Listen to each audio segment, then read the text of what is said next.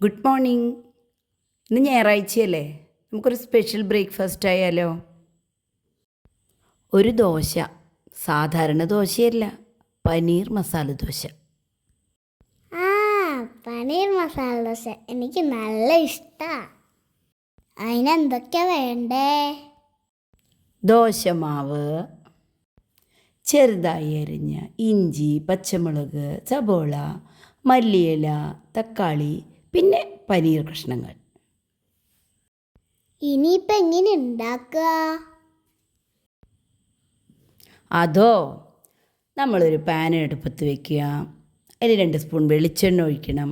വെളിച്ചെണ്ണ ചൂടായി വരുമ്പോൾ ഒരു 1/4 സ്പൂൺ ജീരകം ഇടുക. അപ്പോൾ ജീരകം പൊട്ടിത്തെറിക്കും.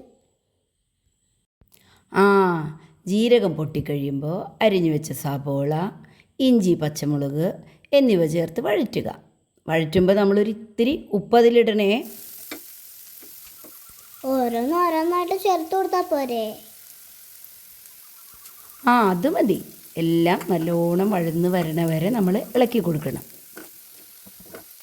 അപ്പോൾ തക്കാളിയോ? ഇതെല്ലാം നന്നായി വഴന്ന് വരുമ്പോൾ നമ്മൾ അരിഞ്ഞു വെച്ചിട്ടുള്ള തക്കാളി കഷ്ണങ്ങൾ ചേർത്ത് കൊടുക്കണം.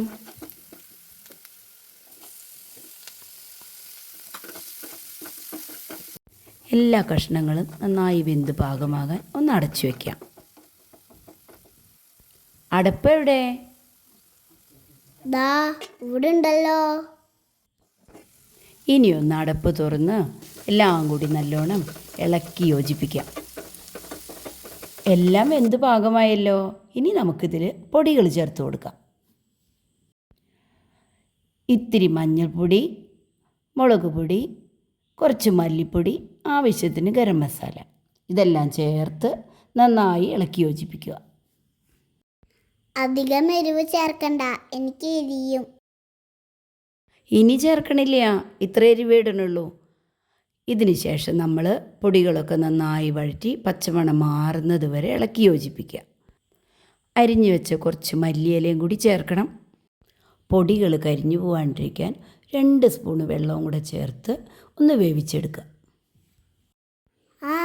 നല്ല മണം വരുന്നുണ്ട്. ഇനി പനീർ എപ്പോഴാണ് ചേർക്കുക? മസാലയൊക്കെ നല്ല വെന്ത് പാകമായി കഴിയുമ്പോൾ നമുക്ക് അരിഞ്ഞു വെച്ചിട്ടുള്ള പനീർ കഷ്ണങ്ങൾ ചേർത്ത് കൊടുക്കാം. ഇനി എപ്പോഴാ ദോശ ഉണ്ടാക്കുക? ദോശയൊക്കെ ഉണ്ടാക്കാം. ആദ്യം ഈ പനീറിൻ്റെ കൂട്ടൊന്ന് ശരിയാവട്ടെ. ഇപ്പം ഈ തയ്യാറാക്കുന്ന പനീർ മസാലയാണ് നമ്മുടെ മസാല ദോശയുടെ ഫില്ലിംഗ്. അപ്പം ഈ മസാല മാറ്റി വയ്ക്കാം. ഇനി നമുക്ക് നല്ലൊരു ദോശ പരത്തിയെടുക്കാം. ദോശ, നല്ല ദോശ, അമ്മ ചുട്ട ദോശ, നെയ്യ് ചേർത്ത ദോശ, പനീർ മസാല ദോശ. ഇത് വെറും ദോശയല്ലേ, മസാല ചേർത്തിട്ടില്ലല്ലോ. ഒന്ന് ക്ഷമിക്കുന്നേ. ദോശ നല്ലോണം മുരിഞ്ഞ് പാകമാകുമ്പോൾ നമ്മൾ നേരത്തെ റെഡിയാക്കി വെച്ച മസാലക്കൂട്ട് നമ്മളിതിലേക്ക് ഇങ്ങനെ ഇട്ട് കൊടുക്കും. നല്ലോണം മസാല നിറച്ചോളൂ, എനിക്കിഷ്ടം. മസാലയൊക്കെ നിറച്ച് കഴിയുമ്പോൾ നല്ല മുരിഞ്ഞ മസാല ദോശ ഇങ്ങനെ എടുത്ത് നമ്മൾ പ്ലേറ്റിലേക്ക് വയ്ക്കും. പനീർ മസാല ദോശ റെഡി.